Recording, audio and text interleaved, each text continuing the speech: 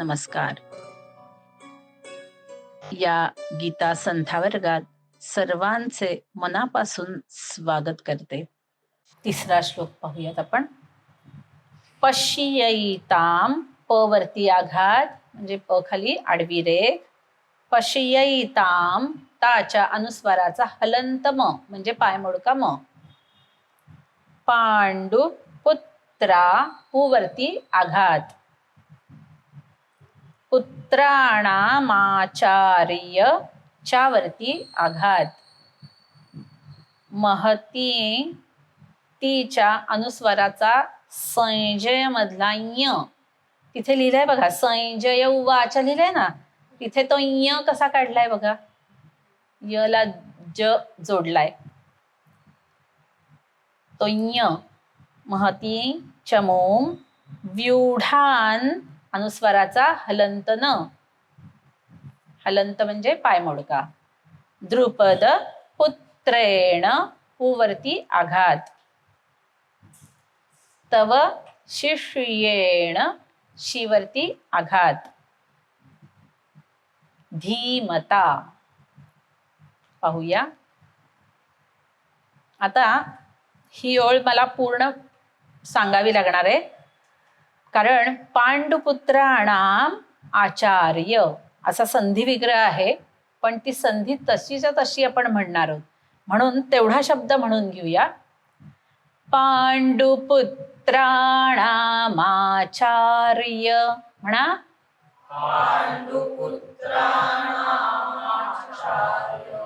पांडुपुत्राणामाचार्य.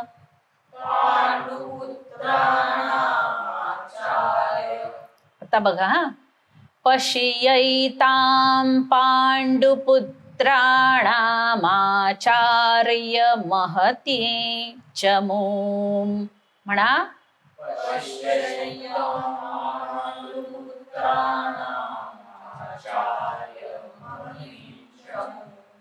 पश्य, आता बघा पश्य एताम असं म्हणायचं. एताम पश्य, हे पहा असं. तर म्हणून य दाखवायचं आहे बघा. पश्यै. हा, इतका सोपं आहे. प चा आघात जो आहे ना, त्या आघाताला अर्धा श कसा म्हणायचा असतो. दातावर दात, मागणं जीभ रेटायची आणि ती जी हवा सोडलेला आवाज तो अर्धा श बघा, श असा. पश्यैताम म्हणा. पश्यैताम पांडुपुत्राणामाचार्य.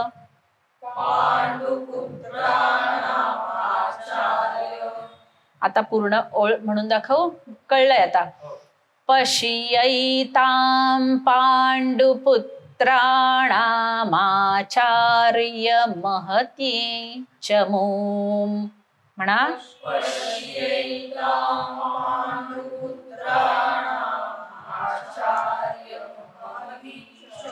महती चमूम. पश्यैतां पांडुपुत्राणामाचार्य महती चमूम म्हणा.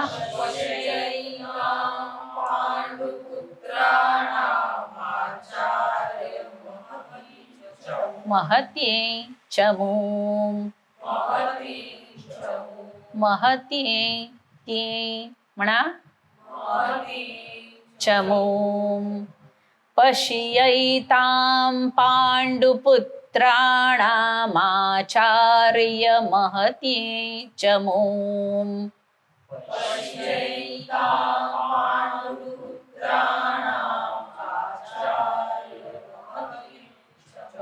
म्हणा. छान म्हणताय.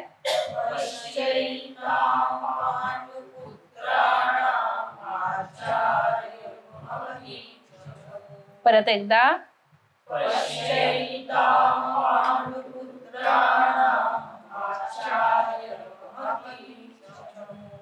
व्यूढान् द्रुपदपुत्रेण.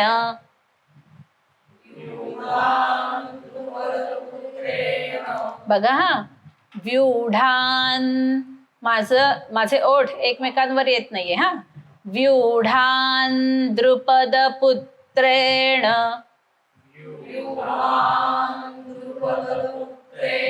छान म्हणताय, म्हणा. छान. हा, कोणीतरी इथे व्यूढान असं म्हणताय ना. नुसती जीभ वरती दाताला लावायची. व्यूढान द्रुपद पुत्रेण.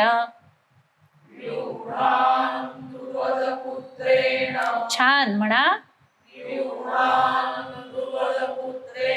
परत एकदा. तव शिष्येण धीमता.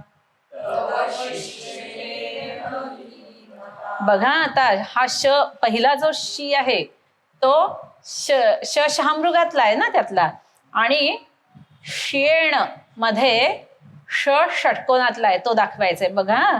तव शिष्येण धीमता. तव शिष्येण धीमता. म्हणा. म्हणा. परत एकदा. व्यूढान द्रुपद पुत्रेण तव शिष्येण धीमता.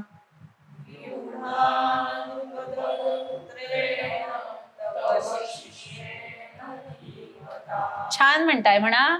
व्यूढान द्रुपद पुत्रेण तव शिष्येण धीमता. छान.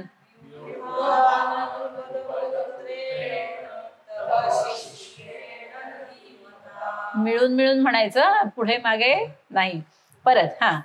व्यूढान द्रुपद पुत्रेण तव शिष्येण धीमता. परत एकदा.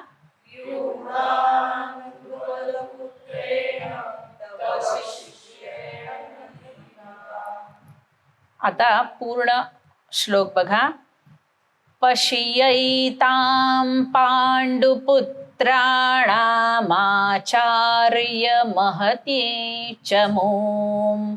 व्यूढान द्रुपद पुत्रेण तव शिष्येण धीमता. म्हणा.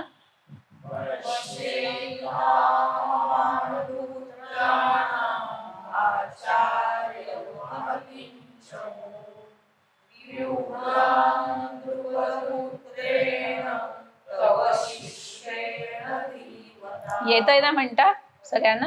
म्हणा. पश्यैतां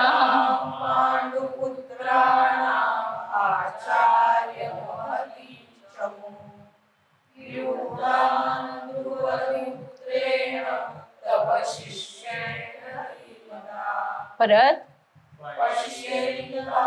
पाण्डुपुत्राणामाचार्य महती च मूं. व्यूढान द्रुपद पुत्रेण तव शिष्येण धीमता. म्हणा. पश्यैतां पाण्डुपुत्राणामाचार्य महती च मूं. व्यूढान द्रुपद पुत्रेण तव शिष्येण धीमता. परत एकदा.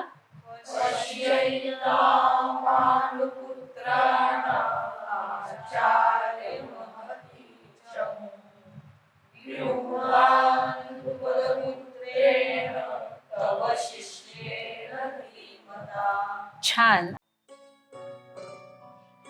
आज आपण जे श्लोक शिकलो आहोत त्याचा अर्थ आपण जाणून घेऊया. काय म्हणाला? पश्य एतां पांडुपुत्राणाम आचार्य महतीं चमू. चमू असा जो मराठीत आपण शब्द वापरतो, बालचमू समुदाय, तो मूळ सेना या अर्थी.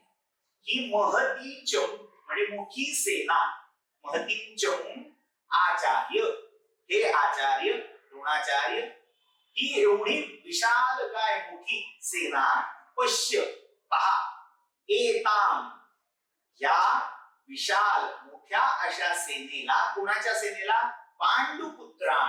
पांडुपुत्रांची म्हणजे पांडवांची ही विशाल सेना तू पहा. आता हे बोलता बोलता काय टपल्या मारतोय दुर्योधन बघा.